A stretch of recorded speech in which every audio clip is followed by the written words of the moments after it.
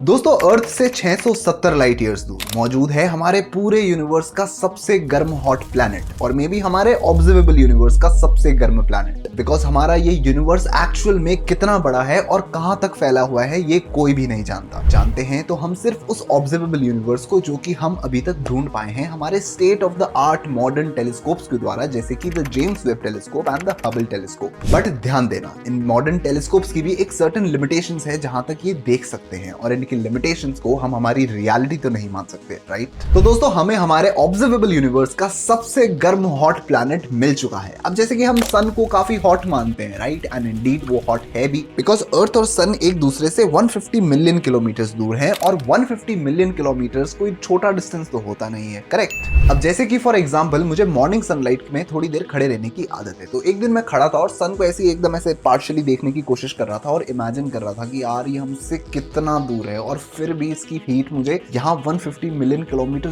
दूर खड़ा हूं मैं इससे और फिर भी इसकी हीट मैं अपनी बॉडी पे लाइक फील कर सकता हूँ, लेजिट। तो सोचो सन कितना ज्यादा गर्म होगा कि वो अर्थ से 150 मिलियन किलोमीटर दूर रहकर भी इतनी हीट प्रोड्यूस करता है कि जस्ट 5 मिनट खड़े हो जाओ आप सन में और आपको like you can feel the heat on its body, like it's 150 million kilometre apart. कोई छोटा डिस्टेंस तो है नहीं, बट स्टिल। बट दोस्तों everybody is a gangster until the real gangster arrives. तो अपन तो अपने रियल गैंगस्टर की बात करते हैं जिसके सामने सन तो कुछ भी नहीं है भाई। सन के टेम्परेचर इज नथिंग।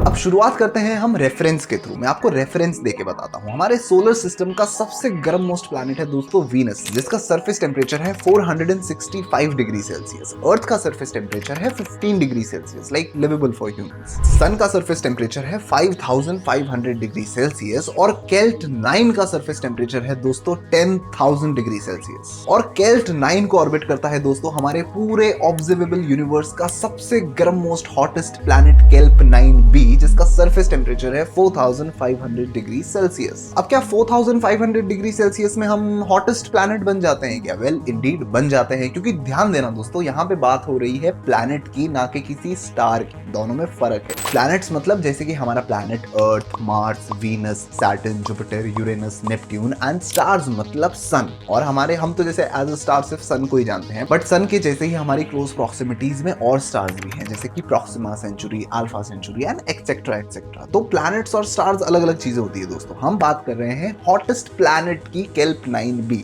ना कि हॉटेस्ट स्टार की। स्टार्स के तो टेम्परेचर्स भाई भयंकर जाता है, बताता हूं मैं आपको। Wait wait wait. अब केल्प 9b दोस्तों सबसे हॉटेस्ट प्लैनेट जरूर है, जिसका सरफेस टेम्परेचर 4500 डिग्री सेल्सियस है, बट इसका होस्ट स्टार केल्ट 9 जिसे ये ऑर्बिट करता है उसका सरफेस टेम्परेचर है 10,000 डिग्री सेल्सियस और हमारे सन का सरफेस टेम्परेचर है सिर्फ 5500 degree Celsius, like just double. But दोस्तों यहाँ पे एक ट्विस्ट वाली बात ये है कि हमारे यूनिवर्स के सबसे हॉटेस्ट प्लैनेट का होस्ट स्टार इस यूनिवर्स का सबसे हॉटेस्ट स्टार नहीं है। मतलब कि हमारे इस यूनिवर्स में कई ऐसे स्टार्स प्रेजेंट हैं जिनका टेम्परेचर 10,000 डिग्री सेल्सियस से कई गुना ज्यादा है, जैसे कि फॉर एग्जांपल WR-102 जिसका सरफेस टेम्परेचर है 2 मिलियन डिग्री सेल्सियस। और ये एक सन की तरह एक स्टार है, ना कि अर्थ की तरह कोई प्लैनेट जिसका टेम्परेचर 2 लाख डिग्री सेल्सियस है। बट स्टिल इमेजिन करो, जिस सन की जगह इमेजिन कर लो उसको, सन का टेम्परेचर 5500 डिग्री सेल्सियस, WR-102 का टेम्परेचर 2 लाख डिग्री सेल्सियस। मतलब इमेजिन करके देखो, ऐसे ऐसे स्टार्स हैं जिनका टेम्परेचर 2 लाख डिग्री सेल्सियस तक है भाई। और मतलब सन का टेम्परेचर तो सिर्फ 5500 डिग्री है और उसमें हमें इतनी गर्मी महसूस होती है अर्थ पे रहते हुए। इमेजिन करो अगर सन WR-102 से रिप्लेस कर दे तो फिर क्या हालत होगी भाई, सोच भी नहीं सकते। 2 लाख डिग्री सेल्सियस का सरफेस टेम्परेचर किसी स्टार का। अब दोस्तों केल्ट 9b जो कि सबसे हॉटेस्ट प्लैनेट है, उसको अपनी हीट मिलती है अपने होस्ट स्टार केल्ट 9 से, जो कि सन से 3 टाइम ज्यादा बड़ा है। मतलब सन से भी बड़ा है भाई उसका होस्ट स्टार। वाओ। और दोस्तों एक इंटरेस्टिंग चीज और है कि केल्ट 9b अपने होस्ट स्टार केल्ट 9 को इतनी क्लोज प्रॉक्सिमिटी में ऑर्बिट करता है कि वहां पर एक साल, पता है आपको कितने दिन का होता है? सिर्फ 1.5 डेज का। मतलब 1.5 दिन में एक साल पूरा हो जाता है। मतलब हर 1.5 दिन में हैप्पी न्यू ईयर भैया है।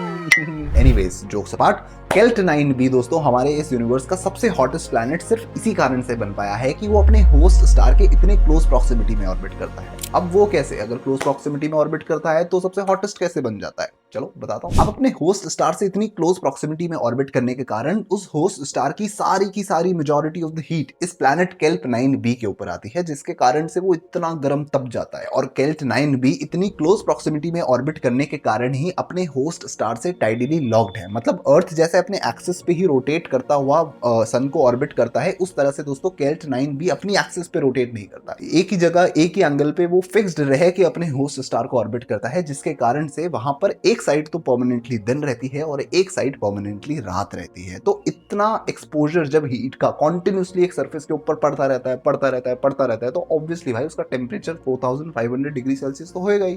बात तो सही है। तो एक तरफ परमानेंट दिन होने के कारण प्लस अपने होस्ट स्टार के इतने क्लोज प्रॉक्सिमिटी में ऑर्बिट करने के कारण दोस्तों केल्प 9b ये खिताब जीता है इस यूनिवर्स के सबसे हॉटेस्ट प्लैनेट होने का। अब अगर हम थोड़ा और इंटरेस्टिंगली सोचे दोस्तों, तो इमेजिन करके देखते हैं कि हमारे इस सबसे hottest planet in the universe का सरफेस कैसा दिखता होगा। लाइक 4500 डिग्री की सेल्सियस की हीट होती है वहां पे, तो लाइक क्या होता होगा वहां पे, कैसा दिखता होगा वो प्लैनेट। बट अनफॉर्चुनेटली दोस्तों केल्प 9b पे ना ही कोई सरफेस है और ना ही atmosphere, it's just a gas giant just like Jupiter. क्योंकि उसे अपने होस्ट प्लैनेट से इतनी ज्यादा हीट मिलती है और इतनी ज्यादा रेडिएशन, टॉक्सिक गैसेस और पता नहीं क्या क्या मिलता होगा, जिसके कारण से वहां कोई सरफेस नहीं है, it's just pure gas. Because इतनी हीट में कोई भी मॉलिक्यूल्स इंटैक्ट रह ही नहीं पाते हैं। पर दोस्तों फिर भी साइंटिस्ट ये एक एस्टिमेट लगाते हैं कि गैस जायंट की कैटेगरी में आने वाला केल्प 9b प्लैनेट जुपिटर की तरह ही हाइड्रोजन से भरा हुआ है। और गैस जायंट प्लैनेट्स में दोस्तों हीलियम भी एक काफी कॉमन गैस पाई जाती है। तो साइंटिस्ट ये भी एस्टिमेट लगाते हैं कि केल्प 9b पे हीलियम भी प्रेजेंट हो सकती है। और अपने एक्सट्रीम टेम्परेचर्स के कारण इस प्लैनेट पे मेटल के आइटम्स जैसे कि iron and aluminium and titanium gases के फॉर्म में एग्जिस्ट कर सकते हैं। और कई ऐसे पार्टिकल्स भी एग्जिस्ट करते हैं जिसके बारे में हम जानते ही ना है। वो भी सकता है कोई ऐसे पार्टिकल्स जो कि 4500 डिग्री सेल्सियस तक की हीट को विथस्टैंड कर पाए, लाइक